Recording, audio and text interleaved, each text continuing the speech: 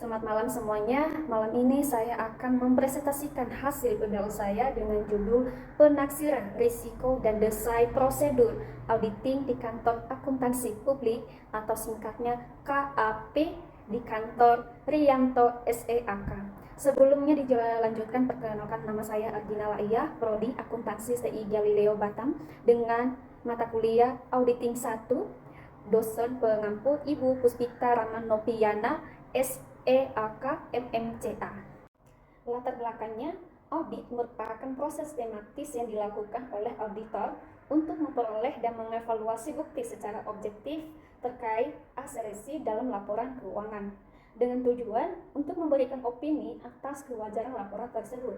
Salah satu aspeknya dalam proses audit, penaksiran risiko yang mencakup identifikasi potensi material baik disebabkan kecurangan maupun kesalahan. KAP ini sebagai lembaga yang memberikan jasa audit yang bertanggung jawab untuk merancang strategi dan prosedur audit yang tepat.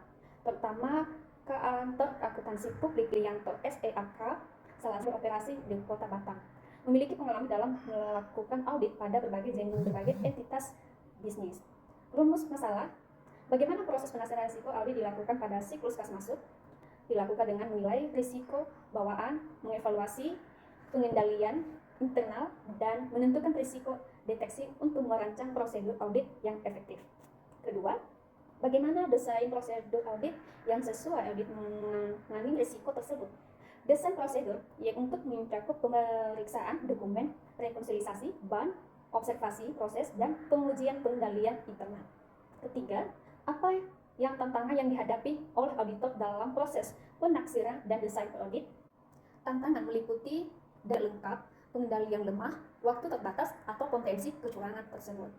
Tujuan kegiatan untuk mengetahui dan menjelaskan bagaimana proses penaksiran risiko dilakukan di Kantor Akuntansi Publik Riyanto serta profil objek Kantor Akuntansi Publik Riyanto SAK merupakan salah satu kantor akuntansi publik yang berdomisili di Kota Batam, Provinsi Kepulauan Riau. Kantor akuntansi publik ini telah berdiri dan beroperasi secara legal berdasarkan izin dari Departemen Keuangan Republik Indonesia nomor KEB 304/KM nomor 6/2002 pada tanggal 13 Desember 2002. Kantor tersebut berkedudukan di Komplek Rukon Palmstream BTBI Blok nomor 2 di Batam Center. Menyediakan berbagai pelayanan dalam bidang audit, baik itu secara keuangan, jasa review, laporan keuangan, serta jasa konsultan manajemen dan perpajakan. Klien yang dilayani antara lain perusahaan dagang, jasa, manufaktur, dan tersebut di wilayah Kepulauan Riau. Kedua, pelaksanaan tugasnya. Mengacu pada standar auditing yang ditetapkan oleh Institusi Akuntansi Publik Indonesia, prosedur kerja dilakukan secara sistematis dan terstruktur dengan pelaksanaan tugasnya mengacu pada standar auditing yang ditetapkan oleh Institusi Akuntansi Publik Indonesia. Kerja dilakukan secara sistematis dan terstruktur dengan mengedepankan prinsip independensi, integritas, objektivitas, serta kerahasiaan klien. Struktur organisasi Kantor Riyanto terdiri dari beberapa, antara lain ada partner, supervisor, manajer, HR, manajer, senior auditor, accounting staff, junior auditor, dan finance staff. Kantor Akuntansi Publik Riyanto SEAK ini memiliki visi dan misi. Visinya menjadi kantor akuntansi publik yang independen, profesional, dan memiliki integritas yang tinggi. Dan misinya memberikan jasa profesional akuntan publik dengan kompetensi tinggi, integritas, objektif, dan sesuai standar profesional yang berlaku, dan mengembangkan dan mempertahankan staf profesional yang kompeten, integritas yang tinggi, dan komunikatif.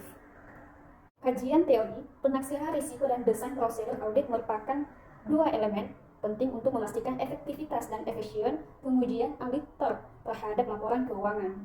Kerangkaian teori menguraikan konsep dasar yang menjadi landasan dalam pelaksanaan audit pada siklus kas masuk. 1. Audit dan tujuan. Proses sistematis untuk memperoleh dan mengevaluasi bukti secara objektif mengenai pernyataan kegiatan ekonomi.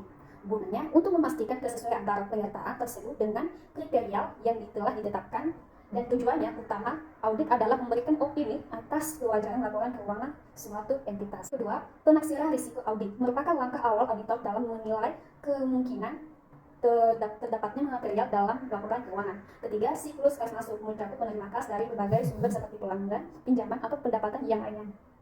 Keempat, desain prosedur audit siklus kas masuk bertujuan untuk mengidentifikasikan potensi dan mengevaluasikan efektivitas pengendalian internal. Kelima, standar profesional audit. Hasil dan penelitian. Pertama, hasil penaksiran risiko audit ada beberapa, ada risiko awal, risiko pengendalian, dan risiko deteksi menengah hingga